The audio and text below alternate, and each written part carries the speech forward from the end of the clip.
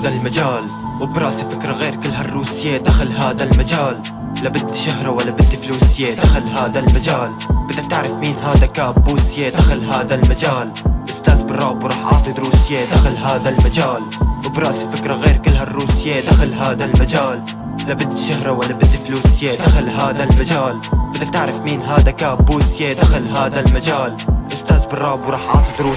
دخل هالمجال وتترك كل مكان، تسمع للكابوس بتحس بالامان، للتراجع ابد ما في امل، مستعد لوحدي وجه حيطان. واللي كان زمان واللي جاي كمان ما ضل في امان، بين اربع حيطان عم زبط الحان، عم زبط قوافي بكل مكان وباي زمان. يلا اسمع يمان حب الهن هان، واللي كان مسار صار بكل مكان، واللي كان يعطيكم الامان صار فهد فريس انتو غزلان. رح اجمعهم كلهم بمكان وقت اقولوا سيف بظهرنا كان، بس بعد شو بعد ما فات الاوان رش بنزين وولع هالنيران. دخل هالمجال سلاح بايدي، انا الاصلي وانتو تقليدي، يمكن تشوفوني شوي عنيد لان انتو بلاستيك وانا الحديدي. داخل وعم بفرض بشخصيتي ويصير مثل المسك صيتي، اصير قائد عليكم وتصيروا تنادوا لسيدي. طب يلا اسمع شي جديد، مرة ومرتين برجع بعيد، بالراب السوري عم ببيد، مو مثلك مقضيها تقليد. اسمع كلماتي لتستفيد، انا صياد ونازل اصيد، بس اللي مالك انت واشكالك بدوبكم بشوية اسيد.